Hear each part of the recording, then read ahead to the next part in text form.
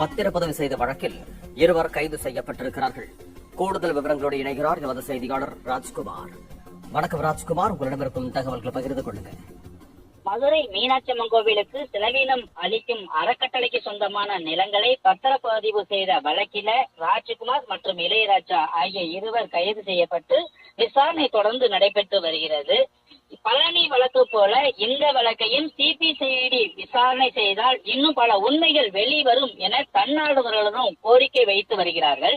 மதுரை மீனாட்சி அம்மன் கோவில் மற்றும் அழகர் கோவிலுக்கு சேவை செய்ய புதுக்கோட்டை ராஜ்குமார், தட்சிணாமூர்த்தி, துரைராணி அறக்கட்டளை மூலம் வழங்கப்பட்ட மதுரை கக்கிம் அஸ்மால்கான் சாலையில் உள்ள அசோகா விலாஸ் மண்டபம் உள்ளிட்ட 60 கோடி ரூபாய் மதிப்புள்ள 1.79 ஏக்கர் நிலம் முறைகேடாக பற்றா மாற்றி பதிவு செய்யப்பட்டது.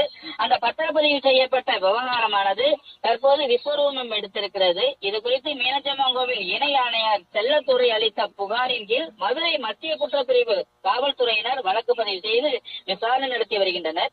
இந்த புகாரின் அடிப்படையில் முன்னாள் தாசில்தார் அன்பழகன், முன்னாள் விஏஓ அரசன், சார்பதிவாளர்கள் பிரகாஷ், அனந்தராமன் தங்கள் பெயருக்கு பட்டா மாற்றி ராமாயி ஆயியார், செந்தமிழ் செல்வி உள்பட 19 பேர் மீது வழக்கு பதிவு செய்யப்பட்டிருக்கிறது.